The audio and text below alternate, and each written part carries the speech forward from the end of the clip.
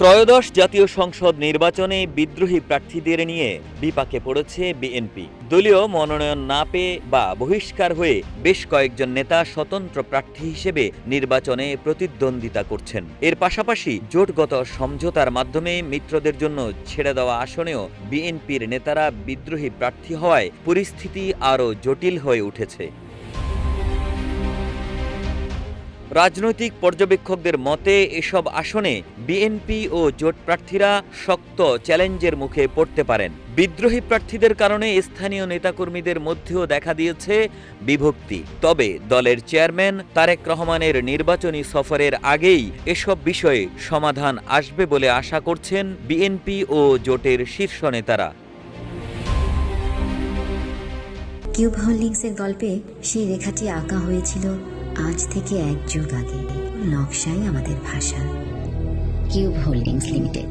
স্বতন্ত্র প্রার্থী হিসেবে মনোনয়নপত্র দাখিল করে পরে প্রত্যাহার করেছেন বিএনপির অনেক নেতা ও সাবেক এমপি। তবে অর্ধশতাধিক বিদ্রোহী প্রার্থী স্বতন্ত্র হিসেবে এখনও মাঠে রয়েছেন। এর মধ্যে অনেকে স্থানীয় রাজনীতিতে বেশ শক্ত অবস্থানে রয়েছেন। নাটোর 1 আসনে বিএনপির দলীয় প্রতীক ধানের শীষ পেয়েছেন সাবেক প্রতিমন্ত্রী ফজলুর রহমান পটলের মেয়ে অ্যাডভোকেট ফারজানা শারমিন পুতুল। বিএনপির দলীয় মনোনয়ন না পেয়ে এই আসনে স্বতন্ত্র প্রার্থী হিসেবে মাঠে আছেন রাজশাহী বিশ্ববিদ্যালয় ছাত্রদলের সাবেক সভাপতি ও বিএনপির কেন্দ্রীয় সহদপ্তর সম্পাদক তাইফুল ইসলাম টিপু। এছাড়া মুন্সিগঞ্জ, সাতক্ষীরা, মানিকগঞ্জ, নোয়াখালী, টাঙ্গাইল, নারায়ণগঞ্জ, কুমিল্লা এবং ঢাকাসহ কয়েকটি আসনে ধানের শীষের প্রার্থীরা মুখোমুখি হচ্ছেন বিদ্রোহীদের। এদিকে শরিকদের সঙ্গে 16টি আসনে সমঝোতা করেছে বিএনপি। ধানের শীষ প্রতীক ছাড়া যারা নিজ দলীয় প্রতীকে নির্বাচন করছেন তারা সবচেয়ে বেশি অস্বস্তিতে রয়েছেন। বগুড়া 2 আসনে জোট প্রার্থী হয়েছেন নাগরিক ঐক্যের সভাপতি মাহমুদুর রহমান মান্না। তিনি দলীয় প্রতীক কেটলি নিয়ে লড়াই করছেন। তার প্রতিপক্ষ বিএনপির শাহে আলম। পটুয়াখালী 3 আসনে বিএনপির সমর্থন পেয়েছেন গণ অধিকার পরিষদের সভাপতি নুরুল হক নূর। তার প্রতিদ্বন্দ্বী হিসেবে ভোটের মাঠে রয়েছেন ঢাকা বিশ্ববিদ্যালয় ছাত্রদলের সাবেক সভাপতি হাসান মামুন।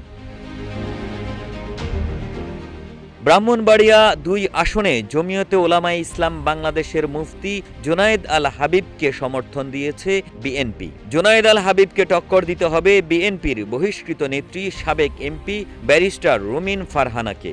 এছাড়া সিলেট 5 আসনে জমিয়তে ওলামায়ে ইসলাম বাংলাদেশের মাওলানা ওবায়দুল হক ফারুক, নারায়ণগঞ্জ 4 আসনে মুফতি মনির হোসেন কাসেমি ও যশোর 5 আসনে মুফতি রশিদ বিন ওয়াক্কাস বিদ্রোহী প্রার্থীদের নিয়ে বিপাকে রয়েছেন।